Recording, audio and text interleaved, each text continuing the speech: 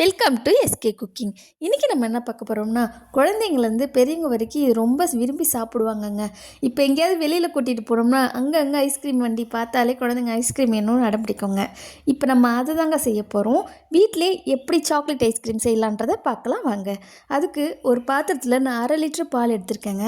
நல்லா காய்ச்சி நல்லா சுண்ட காய்ச்சிக்கோங்க. சிம்மில் வச்சு கரண்டி வச்சு கிண்டி காய்ச்சிக்கோங்க. நமக்கு ஆடை படந்து வருங்க. அந்த ஆடை வரப்பெல்லாம் எடுத்து தனியாக வச்சுக்கோங்க.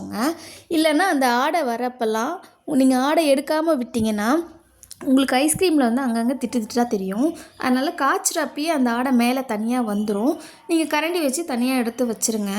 இன்னொரு பாத்திரத்தில் நான் இப்போ சூடு பண்ண பாலையே ஒரு 2 கரண்டி அளவு நான் ஊற்றிருக்கேங்க. இதில் ஒரு 2 டேபிள் ஸ்பூன் கார்ன்ஃப்ளவர் மாவும் 3 tablespoon cocoa powder add பண்ணியிருக்கேங்க. நம்ம காய்ச்சின பாலே இதில் ஊற்றி நல்லா கரைச்சிக்கோங்க. நல்லா கட்டி இல்லாமல் நல்லா கரைச்சிக்கோங்க. உங்களுக்கு பால் பத்தலைனாலும் நம்ம காய்ச்சின அந்த பாலே எடுத்து நல்ல ஒரு தண்ணி ஆட்டம் லிக்விடு நல்லா அப்படி ஊற்றினோம்னா ஊற்றுற மாதிரி இருக்கணுங்க. அந்த மாதிரி நல்லா எடுத்து கரைச்சி வச்சுக்கோங்க. இப்போ பால் எனக்கு கொஞ்சம் சுண்டி வந்துருச்சு. இந்த ஸ்டேஜில் நான் 1/2 கப்பால் சர்க்கரை ஆட் பண்ணியிருக்கேன். சர்க்கரையும் ஒரு 5 நிமிஷம் சிம்லேயே வச்சு கரையட்டுங்க. கரைஞ்சதுக்கப்புறம் பார்த்திங்கன்னா நம்ம கரைச்சி வச்சதை இதில் ஆட் பண்ணிக்கலாம்.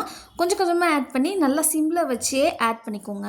ஏன்னா நம்ம கார்ன்ஃப்ளவர் மாவு போட்டிருக்கனால ஹை ஃப்ளேமில் வச்சு நீங்கள் ஊற்றிங்கன்னா உடனே கட்டி பிடிச்சிரும்.